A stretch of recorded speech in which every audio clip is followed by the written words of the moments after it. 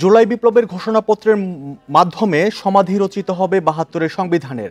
অপ্রাসঙ্গিক ঘোষণা করা হবে আওয়ামী লীগকে। দুপুরে বাংলা মোটরে এক সংবাদ সম্মেলনে এসব কথা জানান বৈষম্য বিরোধী ছাত্র আন্দোলনের আহ্বায়ক হাসনাত আব্দুল্লাহ।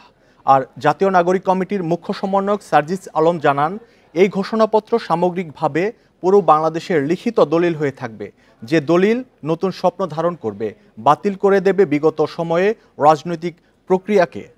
২৪-এর বিপ্লব, প্রেক্ষাপট ও এর পরবর্তী বাংলাদেশ কেমন হবে আকাঙ্ক্ষার বয়ানও এতে থাকবে বলে জানান সার্জিস। শনিবার জুলাই বিপ্লবের ঘোষণাপত্র দেওয়ার জন্য কেন্দ্রীয় শহীদ মিনারে জমায়েতের ডাক দেয় বৈষম্য বিরোধী ছাত্র আন্দোলন ও জাতীয় নাগরিক কমিটি। সেই আলোকে হলো এই সংবাদ সম্মেলন।